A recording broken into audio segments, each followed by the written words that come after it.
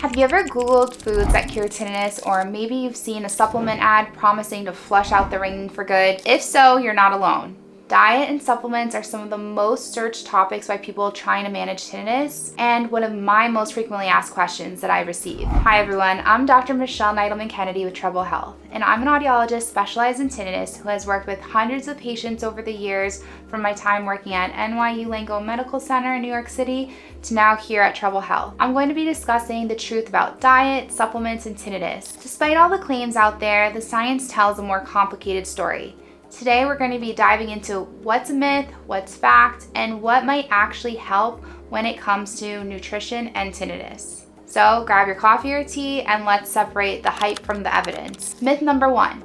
Certain foods can directly cure tinnitus. No single foods can cure tinnitus. However, what you eat may change how severe your tinnitus feels. There was a very fascinating study completed in the UK that looked at more than 170,000 adults to see if diet was linked to tinnitus.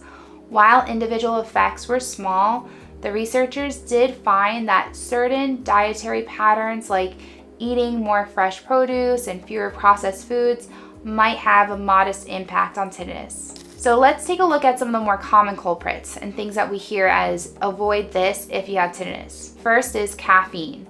For years, people have been told to quit caffeine, reduce your caffeine intake, but according to the American Tinnitus Association, there's very little scientific evidence showing that caffeine actually makes tinnitus worse. In fact, there have been some studies that suggest that abrupt caffeine withdrawal could even increase tinnitus temporarily, and maybe you've experienced that yourself. The second is salt or sodium.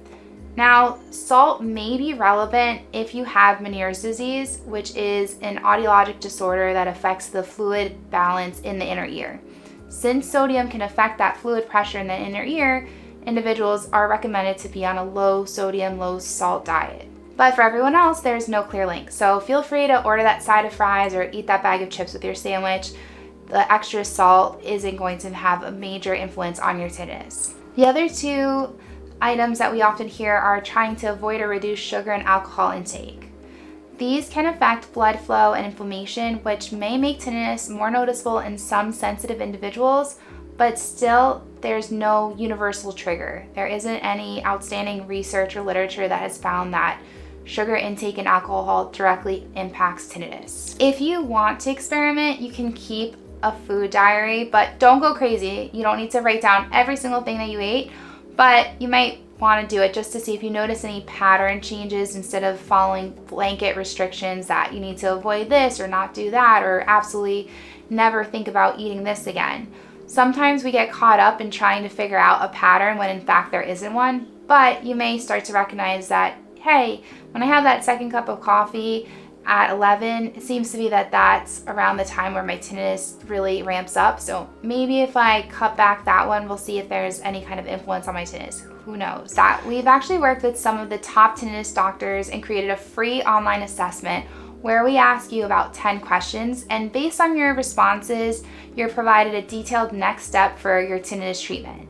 It's called the Tinnitus Quiz. So you can actually try it out right now. You can click the link on the screen over here and go to tinnitusquiz.com. The second myth is that supplements like Ginkgo biloba can fix tinnitus. If you've ever searched tinnitus cure, you've probably seen Ginkgo biloba. It's been marketed for decades now as a natural remedy for ringing ears. But here's the reality. Multiple studies, including those reviewed by both the European Tinnitus Guideline and the American Academy of Otolaryngology, have found no proven benefit. In fact, both organizations recommend against using Ginkgo biloba for tinnitus. One study even found that combining Ginkgo with hearing aids was less effective than the hearing aids alone, although that evidence is uncertain. But it is an important thing to note that taking some of these supplements really won't have any added benefit. I had a patient who was a retired engineer, and they thought that taking Ginkgo biloba was helping them for a few weeks until they later realized that they had also started meditating daily.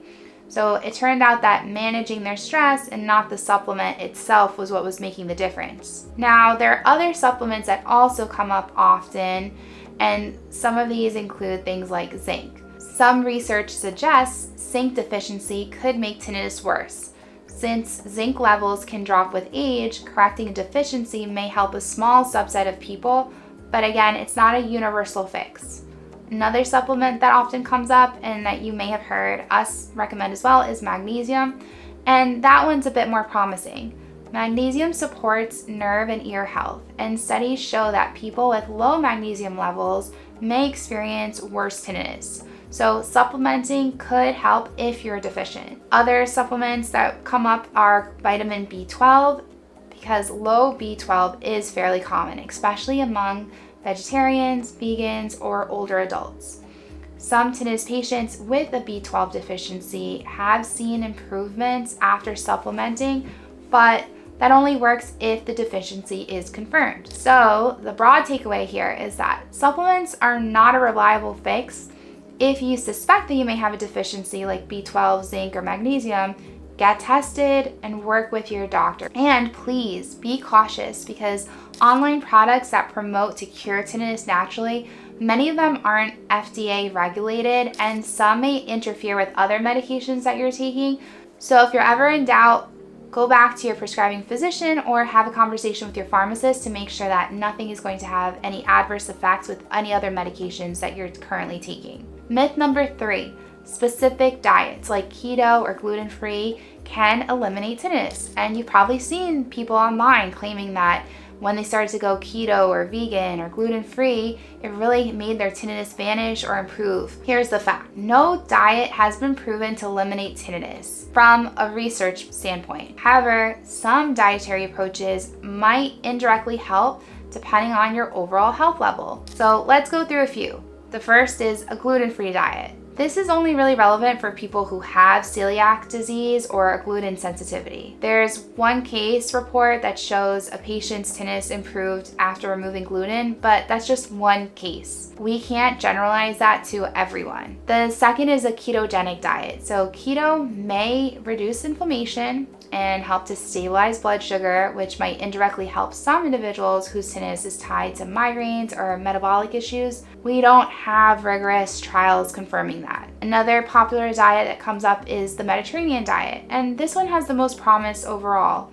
It is rich in omega-3s, antioxidants, and healthy fats, all of which support blood flow, reduce inflammation, and just a healthy lifestyle. So while it doesn't directly treat tinnitus, it does promote overall hearing and vascular health. Another diet is the anti-neuroinflammatory diet. This one focuses on antioxidants and anti-inflammatory foods like berries, leafy greens, turmeric, and fish, which can also support brain and ear health. While there isn't a single diet that eliminates tinnitus, what we do know is that a balanced, nutrient-rich eating pattern can help to promote auditory health and may make a difference in just how you feel overall in your body and how your brain responds to stress. And this includes tinnitus. Myth number 4. Detox or cleanse diets can help to flush out tinnitus. There is absolutely no evidence that detox or cleanse diets can help tinnitus. These types of plans often lead to fatigue and nutrient deficiencies. One of my patients actually tried a week-long juice cleanse, hoping that it would help to detox anything that was causing their tinnitus.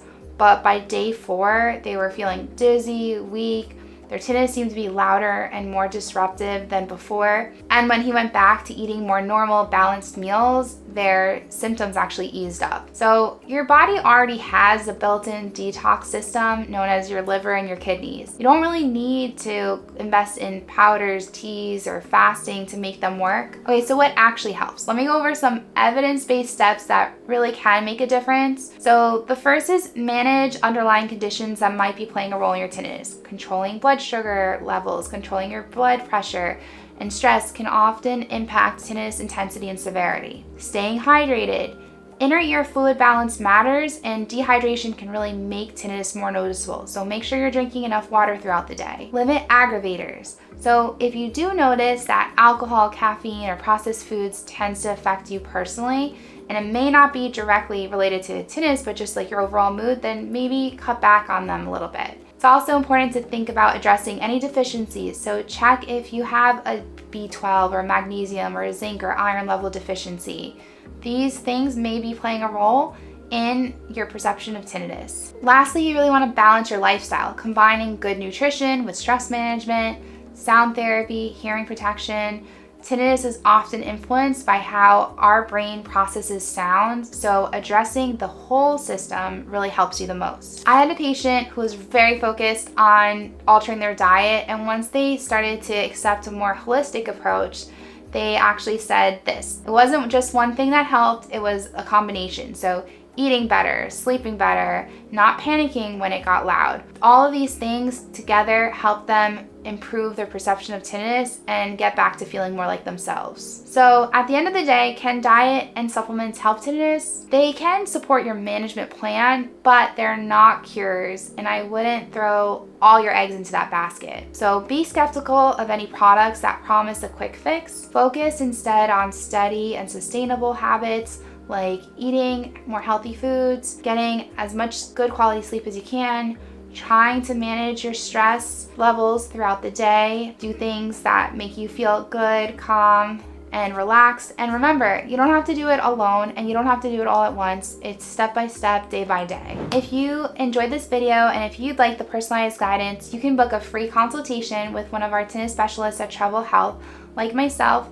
We'll help you identify your unique triggers and help create a plan that's specific to your lifestyle. Because with tinnitus, it's really not about chasing a miracle cure. It's about finding your balance and building confidence in how you can manage it every day.